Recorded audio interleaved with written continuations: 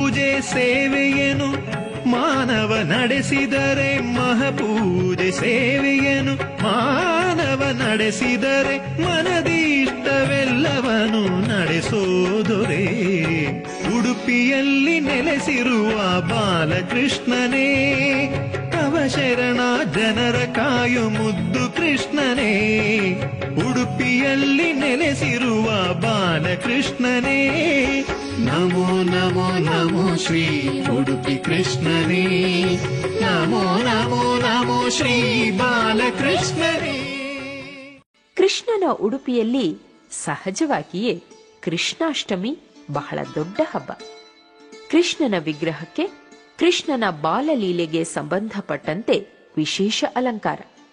ಮಧ್ಯರಾತ್ರಿ ಚಂದ್ರೋದಯದ ಕ್ಷಣದಲ್ಲಿ ಚಕ್ಕುಲಿ ಹಾಗೂ ಬಗೆ ಬಗೆಯ ಲಡ್ಡುಗೆಗಳ ಅರ್ಪಣೆ, ಬಿಲ್ವಪತ್ರಾರ್ಚನೆ. ಶ್ರೀಕೃಷ್ಣನಿಗೆ ಅರ್ಘ್ಯ ಮತ್ತು ಚಂದ್ರಾರ್ಘ್ಯಗಳನ್ನು ನೀಡಲಾಗುತ್ತದೆ.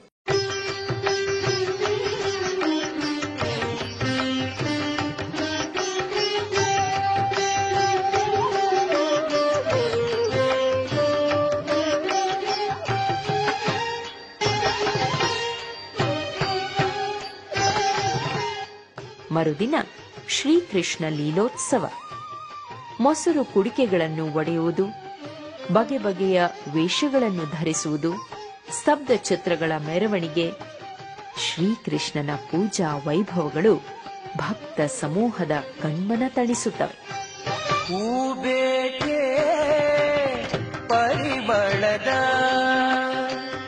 ಹೂಬೇಕೆ ಪರಿಮಳದ ಪರಮ ಪುರುಷ ನಮ್ಮ ಕೃಷ್ಣನ ತೋಟದ ಹೂಬೇಕೆ ಪರಿಮಳದ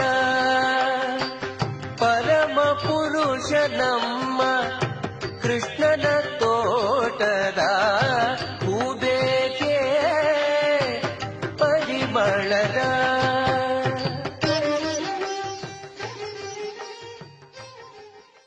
ದಕ್ಷ ಪ್ರಜಾಪತಿಯ ಶಾಪಕ್ಕೆ ಒಳಗಾದ ಚಂದ್ರನು ಪ್ರಭಾಸ ಕ್ಷೇತ್ರದಲ್ಲಿ, ಶ್ರೀರಂಗದಲ್ಲಿ ಹಾಗೆ ಉಡುಪಿಯಲ್ಲಿ ತಾನು ತಪಸ್ಸನ್ನು ಮಾಡಿ ರುದ್ರದೇವರ ಅನುಗ್ರಹದಿಂದ ಶಾಪದಿಂದ ಮುಕ್ತನಾಗಿದ್ದ. ಚಂದ್ರನು ಉಡುಪಿಯಲ್ಲಿ ತಪಸ್ಸು ಮಾಡಿದ್ದರಿಂದ ಆ ಜಾಗಕ್ಕೆ ಉಡುಪಿ ಎನ್ನತಕ್ಕಂಥ ಹೆಸರು ಬಂದಿದೆ. ಉಡುಗಳು ಅಂದ್ರೆ ನಕ್ಷತ್ರಗಳು, ಅವುಗಳಿಗೆ ಪ ಅಂದ್ರೆ ಪತಿ ಚಂದ್ರ, ಅವನು ಎಲ್ಲಿದ್ದಾನೋ ಅದು ಉಡುಪಿ. ಆದ್ದರಿಂದ ಅವ ತಪಸ್ಸು ಮಾಡಿದ ಜಾಗಕ್ಕೆ ಅಬ್ಜಾರಣ್ಯ ಅಂತ ಹೆಸರು ಈಗಲೂ ಇದೆ. ಅಬ್ಜ ಅಂದ್ರೆ ಚಂದ್ರ, ಅಪ ಅಂದ್ರೆ ನೀರು, ಅದರಲ್ಲಿ ಜ ಅಂದ್ರೆ ಹುಟ್ಟಿದ್ದು. ಸಮುದ್ರ ಮಥನ ಕಾಲದಲ್ಲಿ ನೀರಿನಿಂದ ಮೇಲೆ ಬಂದಿರತಕ್ಕಂಥವ ಚಂದ್ರ.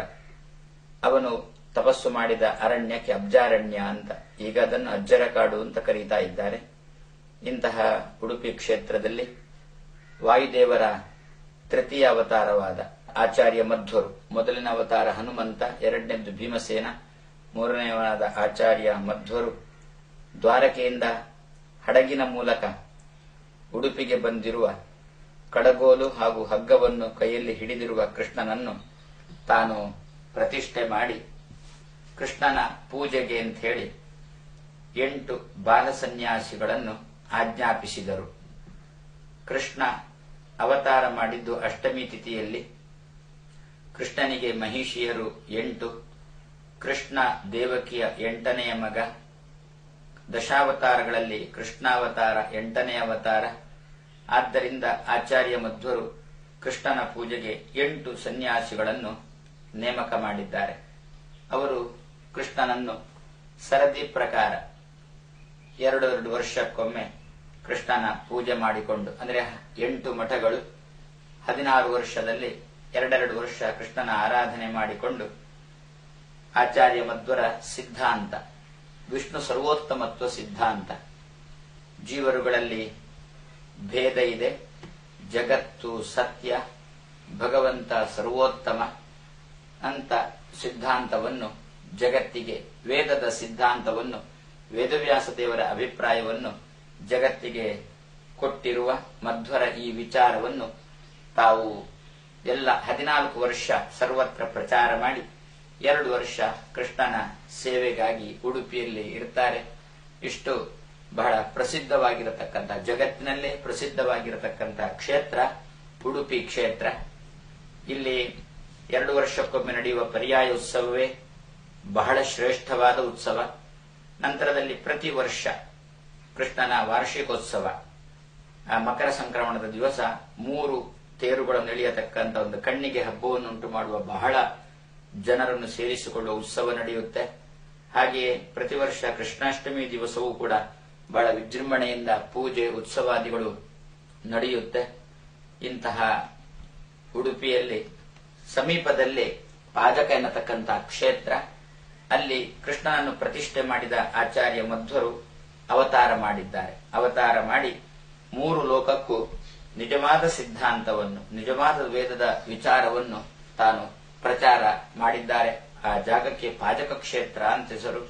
ಅಂದ್ರೆ ಯಾವ ಜಾಗದಲ್ಲಿ ಸದಾಕಾಲ ನೀರಿನ ಸನ್ನಿಧಾನ ಇರುತ್ತೋ, ಪಾಜೆ ಅಂದ್ರೆ ತುಳುವಿನಲ್ಲಿ ಬಂಡೆಕಲ್ಲು ಅಂತ ಕರೀತಾರೆ. ಆ ಬಂಡೆಕಲ್ಲು